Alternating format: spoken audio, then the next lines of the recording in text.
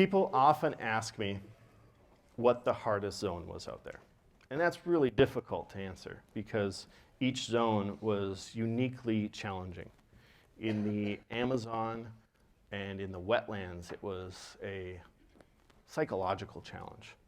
You know, I was dealing with the changing my mindset from day 60 to one day at a time and getting through these different trials, getting through the tick bites and other things there. It really taxed me mentally. The mountains, the bush plains, and the island, they were real physically demanding. They were cold, harsh environments that just brutally beat me up. I mean, the mountains were amazing. They drove me up to the Andes Mountains and dropped me off on top of the highest peak around. I could look down on all the peaks all around, and then they left me there. And they said, we'll see you later. But it was brutal, it was beautiful, but it was harsh. And I knew that I couldn't quit in the mountains, because if I quit in the mountains, I could never show my face back in Minnesota again, right? That was the cold zone. I had to make it through that one. But it was amazing. It was wonderful. It was terrible. It was brutal. It was rough. But you know, the hardest zone was the tundra.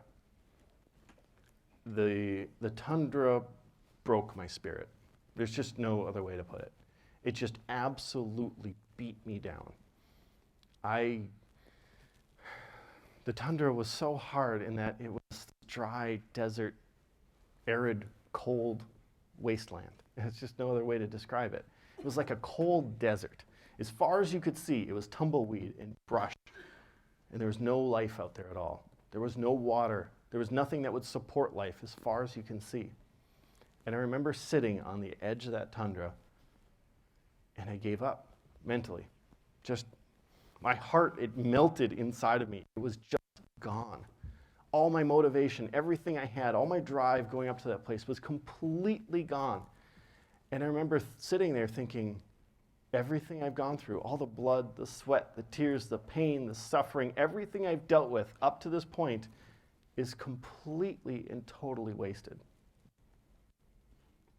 It was so discouraging that everything I'd worked for, it was day 39, I had 21 days to go, and I wasn't going to be able to make it. It was over. I sat there and I started listing all the things that were wrong with this place. There's no firewood. There's nothing to build shelter with. There's no water. There's nothing to protect me from the elements. There's no food out there. There's no way I can make it. I need water, right? I can make it, 3 days without water.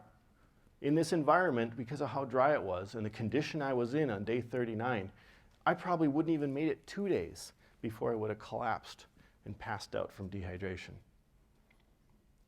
I gave up.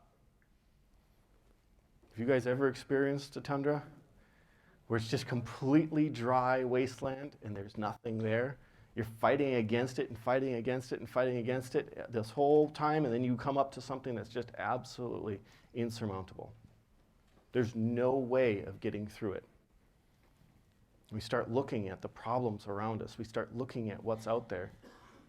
And people will tell you, oh, pull yourself up by your own bootstraps, right? They'll say, keep moving forward, keep your head up. And they're not wrong.